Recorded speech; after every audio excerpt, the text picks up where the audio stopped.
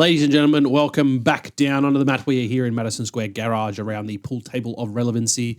This is Mr. Dan Danielson. I'm Roddy Reece. We're here to talk about all things professional wrestling. Specifically today, the Perth, Australia trip that's currently going on right now. What's that? It's 2:39 in the morning, 2:39 a.m. We just got finished watching WWE Crown Jewel Perth, and what a show this was. We had a fantastic night last night with SmackDown as well. Yep. A couple of big returns. Oh, just everything going on. Let's just crack right into it.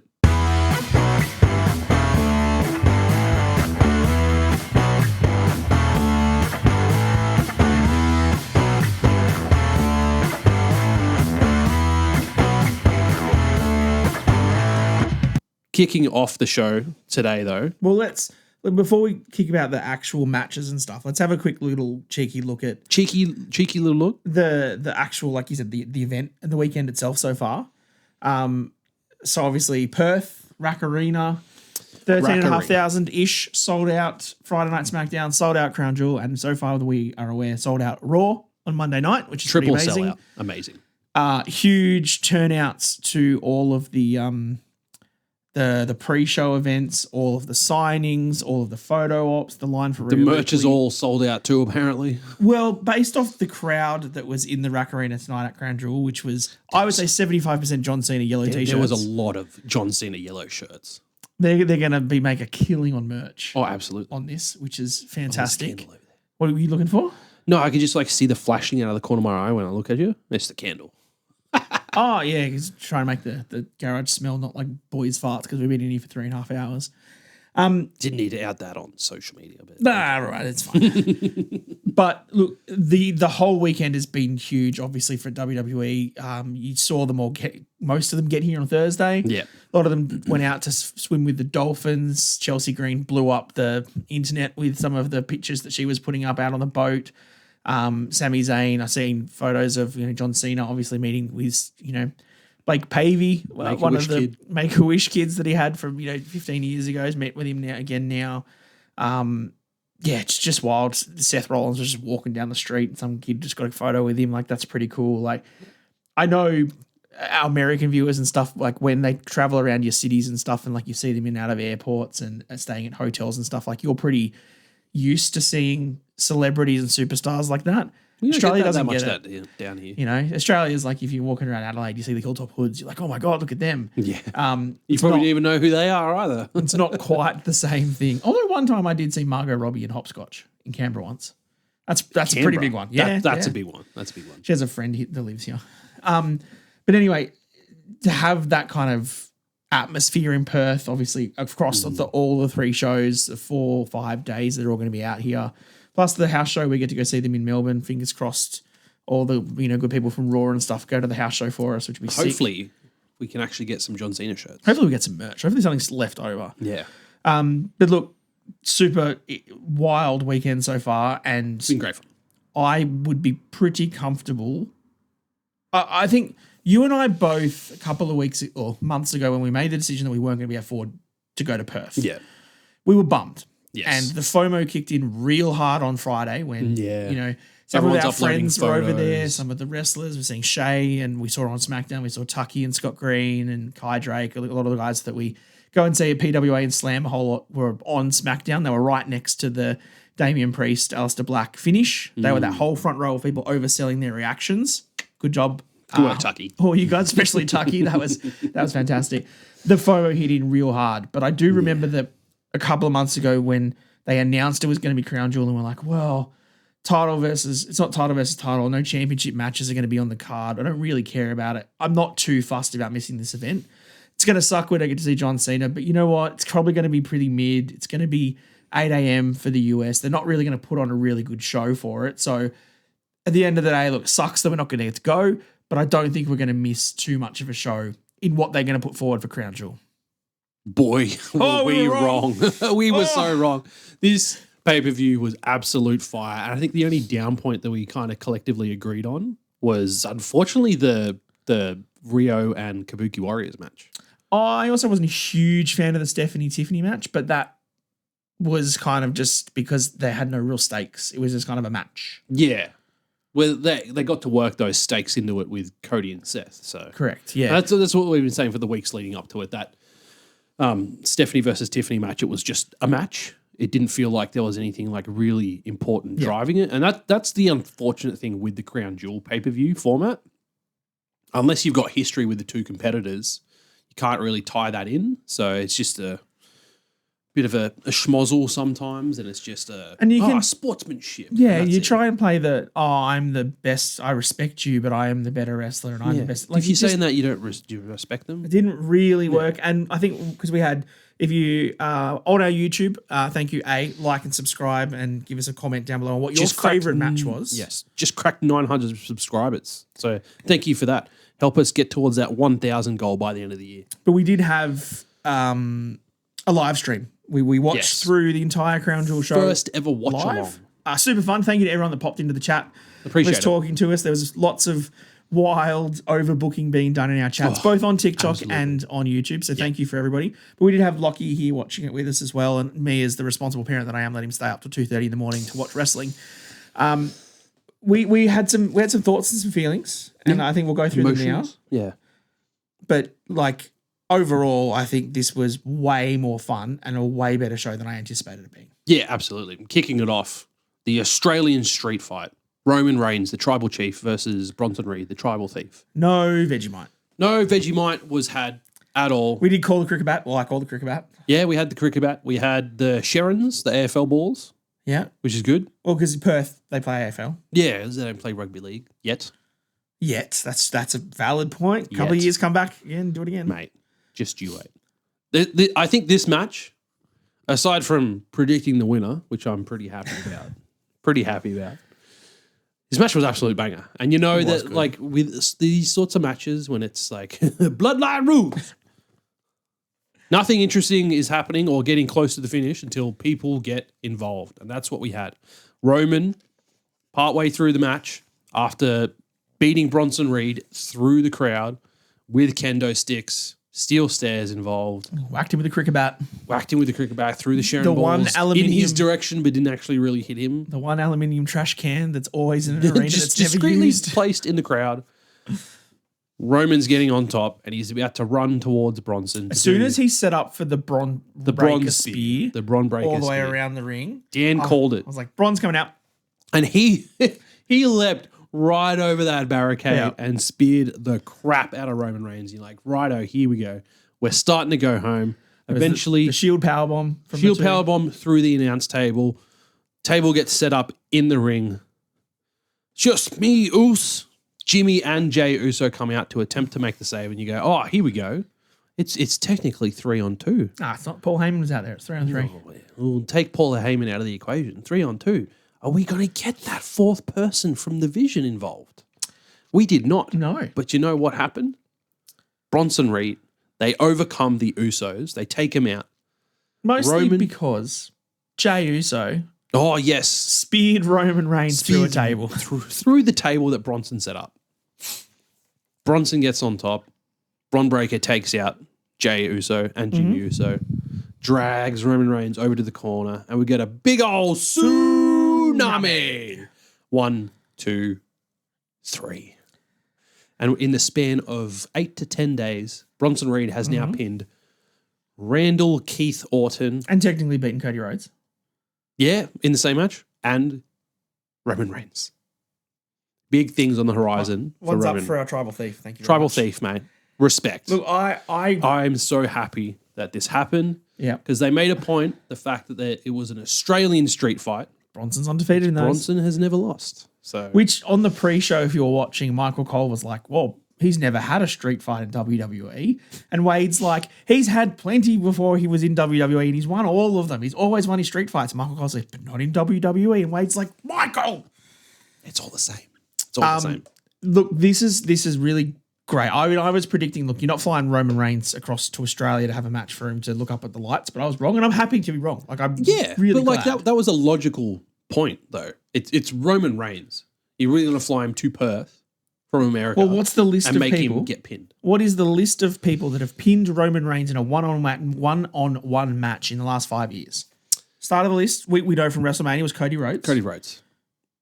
Who else is on the list? Bronson Reed. That's it. That's it. That's it. That's all we need. That's incredible. And let's not forget Baron Corbin. Slide good old Happy And we Corbin. have to extend the time frame a little bit. Baron Corbin's in that list too. Obviously, the end when Roman was like, he said he was sick of their shit and he doesn't want to talk to the Usos. And he doesn't want to see them till Christmas. Just want to see him at Christmas. That's rough. And then for some reason, Jay's like hanging shit on Jimmy. It wasn't Jay. It It's wasn't like Jay made the mistake. He Jay's stuffed gaslighting. up. Ooh. This whole lead to War Games. I don't know if Roman's going to be in War Games after that. I don't know, man.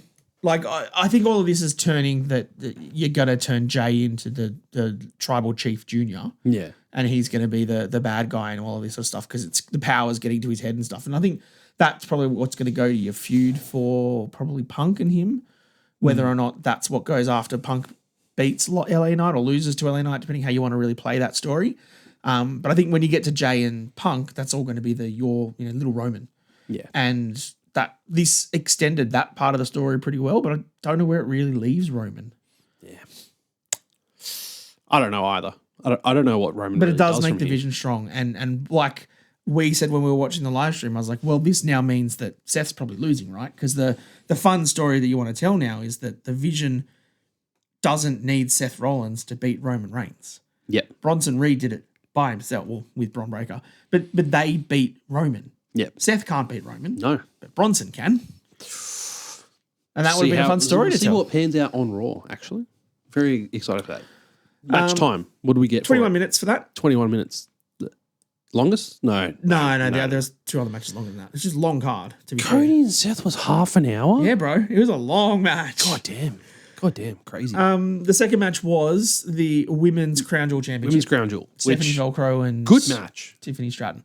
That was a good match. Yep. They did tease a lot of finishes and stuff. A lot. And there's a lot of, Lachlan even mentioned, he said there's a lot of like rolling and roll throughs. Yeah. And there was a lot of technical chain wrestling in that sense. But again, it kind of Roll-ups was and submissions. kind of like what you said, that there was no story to it. So you kind of just have to put on a good match without Yeah. playing off different moves and different things. Like, oh, you can reverse this move because you've watched me do it six. No, they didn't. They just rolled around, wrestled, and then eventually you miss a moonsault and Stephanie hits one and then done. Boom. Done. Excuse my yawning. Very yeah, much it was- past my bedtime. I think this was a good match. I think Stephanie winning was the right choice. I think I said on our show last week that I hope this now leads to a returning Liv Morgan to say that I was the Crown Jewel champion before. I want my Crown Jewel title back and I want my women's world title back. Yeah, I was hoping Liv would be there to like present the title. I hoped that they would do that as a recurring thing, Yep. depending on The previous person. handed yeah, it the over. previous Crown Jewel champion would hand it over to the next one, but see what happens. I guess the men couldn't do it this year because of they was in the particular match. reason. Yeah. Yeah. All right. And I feel like before we get to the next match, I do Strapping knees. I do want to make a point. I feel like the women's Crown Jewel Championship match was good, but I feel like this next match is all anybody's ever going to talk about, and it's going to overshadow every single other match on this 100%, card. but it did. Absolutely. Because it did. It did. John Cena versus AJ Styles in a 27-minute classic. This Absolute finisher fest classic. I don't care what you think, Braden, if there was too many finishes or not in this match. But you know what? They weren't their finishes, so therefore it doesn't count. We've said this That's before. the logic of professional wrestling. It's not your finisher, so it doesn't have the same impact. And what do we get?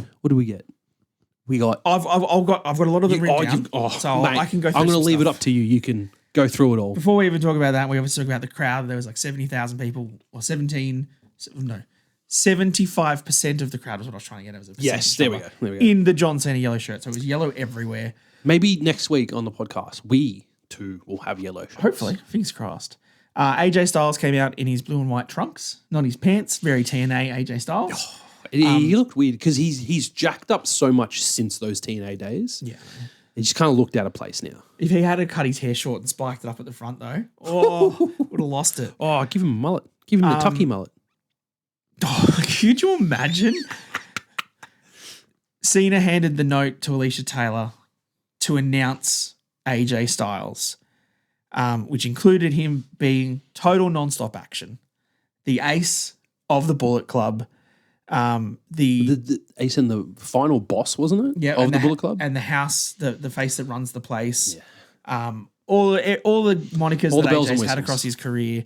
Obviously, Cena gets his, the never before seen 17. Like the nostalgia that they put into just the introductions and just the look of these two. Straight away, you're like, yep, this match is going to be sick. Yep. And we knew coming into it the fact that you couldn't have John Cena on TV. How do you sell this match? You don't need to. Social media. You get AJ Vignettes. to cut a couple of promos and you put a vignette video together of their history before their match. I think most people would say that the AJ Styles John Cena match at Royal Rumble is probably one of John Cena's best matches ever. Yeah. Pretty fair to say that. It was a short feud that they had, but it was a brilliant feud when they had it. Yeah, absolutely. What do you need to do to promote this? You don't. AJ Styles wants to beat up John Cena one more time. Look how good both of these guys are. last time. They're both about to retire. Let them go. And guess what? They did. They fucking did. my my God. They went absolute ham with this shit. So Cena got the early advantage with his offense. He ended up hitting it AA early, going for the 5 moves of doom, kept getting reversed. They had some rolling submissions where AJ was looking for the calf crusher. We went through STFU. Yep, all that sort of stuff. Then he even hit a Scorpion Death Drop, and we're like, "Ooh, that's a Sting reference." Here we go. They traded a bunch of homages in their moves. Yeah. So Cena hits the first one. I think that we saw was Cena hitting the skull crushing finale from The Miz. Yes, correct. He then Luke in our chat was like, "Oh, what's the next move he's going to copy?" And literally 12 seconds after that, he put him in the accolade from Rusev. And then AJ rolled out of that into the Coquina Clutch from Samoa Joe. Yep. And then when they got through that, John Cena got him up, and I was like, "Oh, he's going to hit a crossroads." No, he's not. Sister Abigail. Sister Abigail with the kiss as With well. the kiss for it. And I also want to give massive credit to the Australian crowd in Perth. All of them got the Fireflies out and started singing Bray's song. He's got the whole Chef's world in kiss. his hand. Perfect. He then went looking for, he hit the Randy Orton DDT off the ropes. Hit the RKO. Into an RKO. Went to a look for the punt. Missed. I thought he was going for the spear again, but it was the punt. Correct. AJ Styles then hit the Angel's Wings from Christopher Daniels, another TNA callback. He then hit the Fade to Black from Frankie Kazarian and lined up Shawn Michaels. Sweet chin music. And boy, oh boy, was it a sweet chin music. Superb.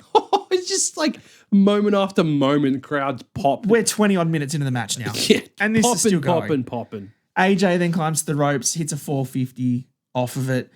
He goes for a phenomenal forearm. John Cena catches him, and I'm like, this is the spot where he catches him into an AA. No, catches him into a tombstone. Oh, so fantastic. At this point, we're losing our minds of how good this match is. And I was like, I need to go back and watch it. we also had an over-under on AAs for the match. Yeah. I had 5. I had 4. Lockie had 6.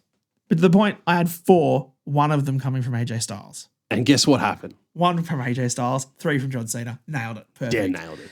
I also did nail the finish, which I said would be either an avalanche attitude adjustment, or he would roll through a phenomenal forearm or something into the AA. That's what happened. Yeah, we got to roll through. He rolled through, hits the tombstone, picks up AJ, AA, bang, 1, 2, 3. Yeah. Superb. Dave Amazing. Meltzer, I swear to God, if you do not give this a Gotta give that 5-star 5 match, stars.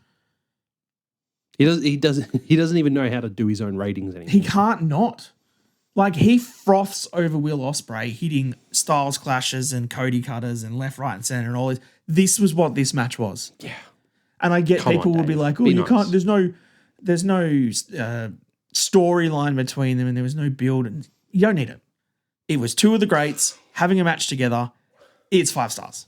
Yeah. Fight me. Fight me in the comments right now. Fight me in my Discord, please. Come to the comments, come to the Discord and tell me that this was not a 5-star match, because I will stand by it until my last breath that this match deserves 5 stars.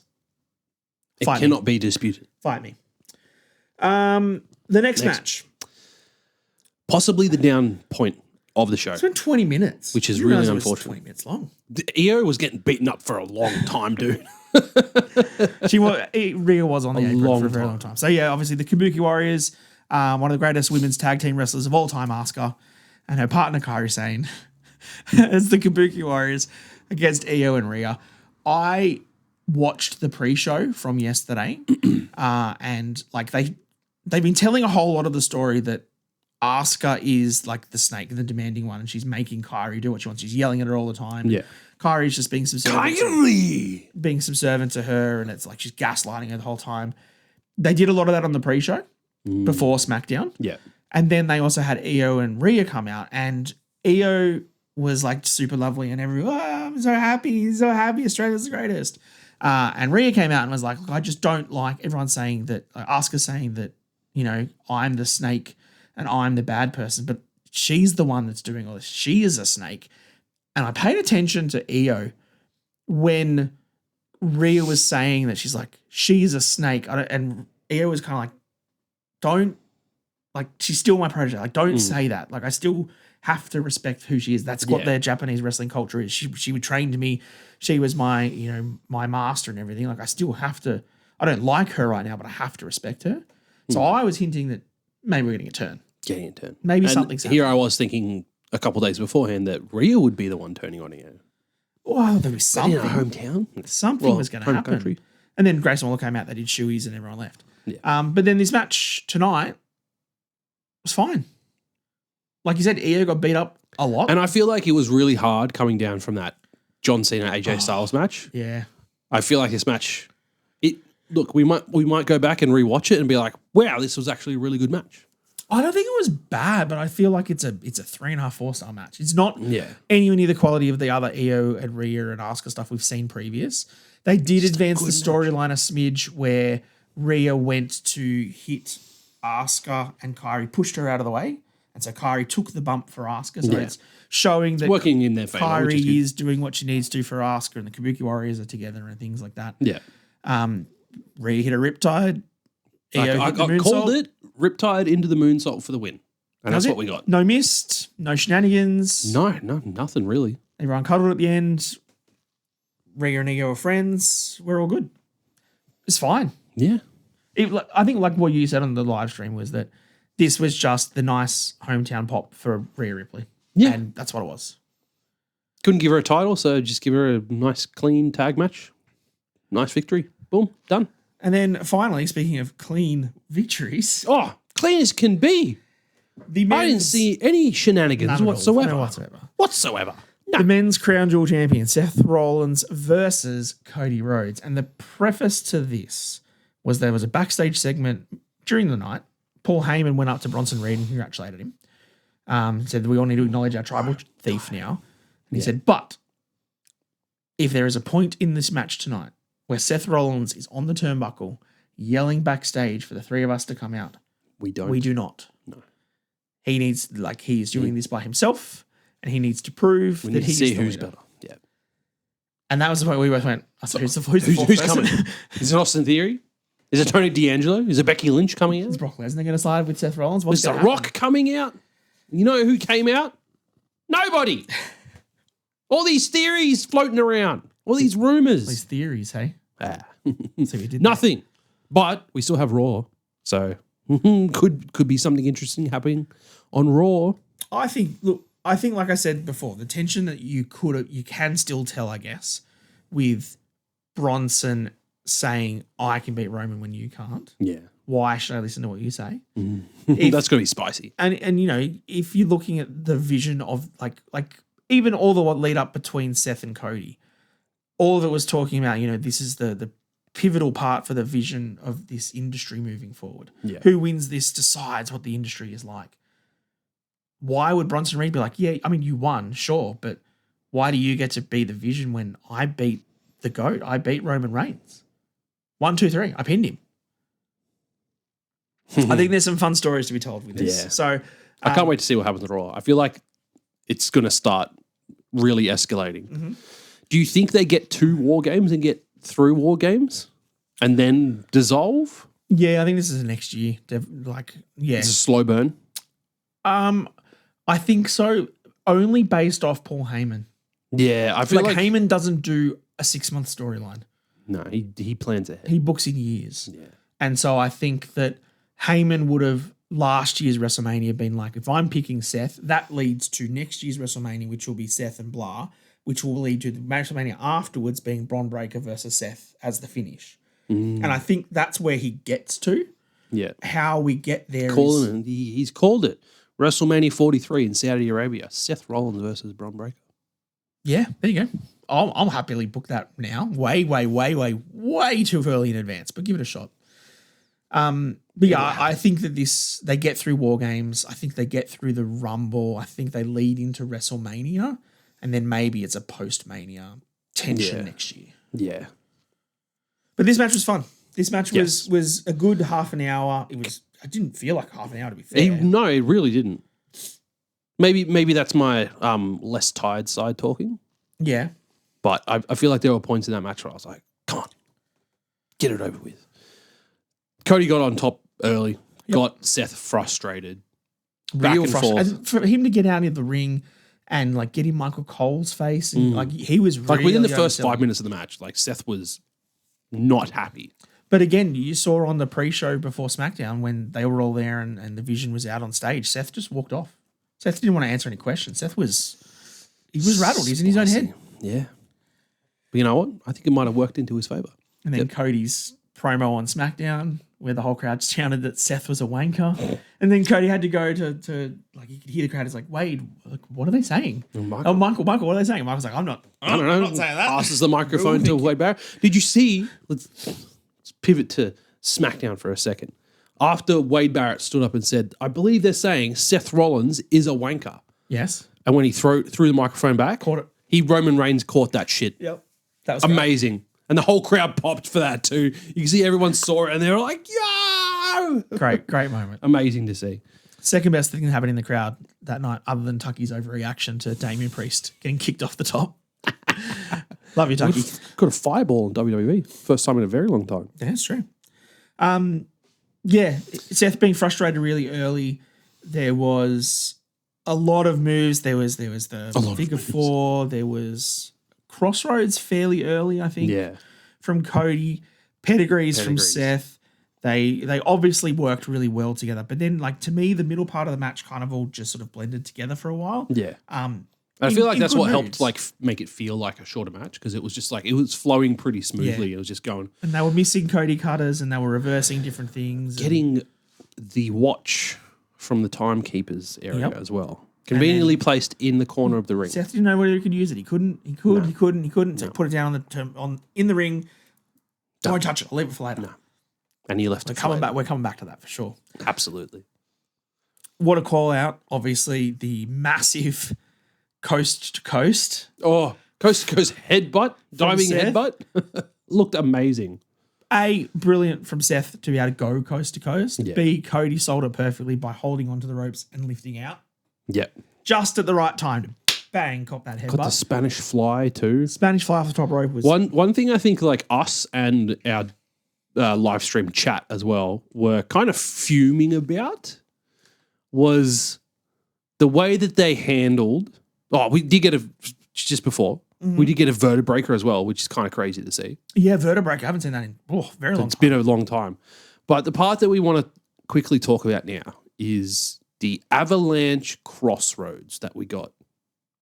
Now. Looks sick. Looked amazing. Seth sold it perfectly. Yeah, but then he also kicked out of it, which that didn't sit well with any of us. Me, Dan, Luke, Braden, Chris, no one. Yeah.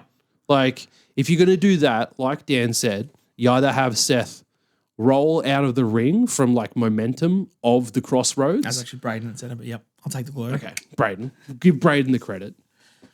Or you have him roll close enough that he can get his foot on the ropes. Yeah. You don't kick out of avalanche crossroads. Well, Are you kidding me? I think there was also one of Cody's kickouts.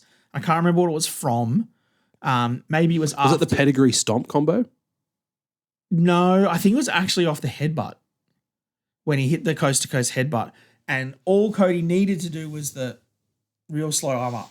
But he did the real jagged kick out. He shouldn't be kicking out like that. Maybe it was the headbutt into a stomp. Maybe. I think he did, yeah. But regardless, these two, there's a reason these two work so well together. And now we've got a 3-1 record. Cody is now not 20. What was the actual one? 22? 22. 22-1. So now Beat the streak. there was a very convenient time where Seth Rollins would get out, he'd reverse out of something, crawled towards that corner where the watch was, grabbed it, kept it hidden.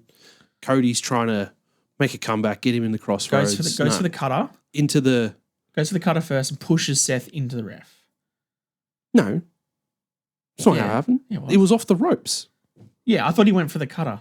Or was it just bouncing off the ropes and then he bumped Seth? Okay. And Seth bumped the referee and the referee just turned around just long enough. Cody gets Seth in the crossroads. The watch is on the fist and Seth looking up. Boss! Just like straight in the jaw. Just bam. It was right there. on Cody's lip too. He didn't pull that punch whatsoever. You can see Cody after the match too. He was like, oh. He hit him. He hit him with a watch right on the jaw. That would have hurt so much. Cody went down. Seth stomped him. Then Seth climbed the ropes. Super stomp 1, 2, and 3. And I popped. Because I called it. And I called Seth winning. Well done. I win the betting. Then they Triple H comes down, gives him the ring, gives him the title, which he obviously did with Stephanie when she won earlier. And then Cody gets a mic. I mean, not Cody. Seth gets a mic. Shit's all over everyone. Here we go. Who's coming out? Something's happening now. Someone's coming out. And he says that I'm the best. I'm no longer just a generational talent. I am the greatest of all time. Yeah. And we both look at each other and we're like, John Cena. Here we go. John Cena's last match is against Seth Rollins. Here we go. Nah. No. We got nothing, man. We got nothing. We got blue board at the end of the show. Bit of fireworks, bit of posing. And this is what happens when we overbook shit too. Oh, yeah. Well, we've still got Raw to come. Who knows? Yeah, I'm pretty excited for Raw. I feel like it's going to be a good episode. Hopefully we set some good stuff up. Yeah, and we'll watch it whilst we're driving down to Melbourne. Yes, we will be in Melbourne. By the time this goes out, we'll probably be on the way to Melbourne. No, this will go out well before then. Well before. Editor Luke's on fire this weekend. Okay, well... He's got it. He's got us covered. By the time this comes out, we'll be driving to Melbourne tomorrow. Yeah, we're up at 3 Monday night. a.m. in the morning doing this podcast. I'm tired, bro. Thanks, Perth. No, I'm so tired. But we committed to doing it. We did some live streaming on TikTok as well. We've got some new followers there. So we're over 1,400 followers on TikTok. We've hit the 900 subscriber mark on YouTube.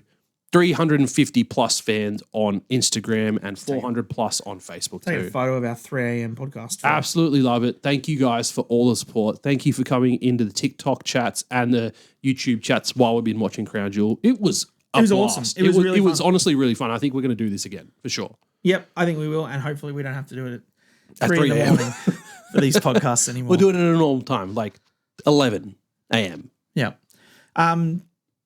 Coming out of it, I think there's a few little things that are leading to the War Games matches. Yeah, it's all coming. Side. It's all coming.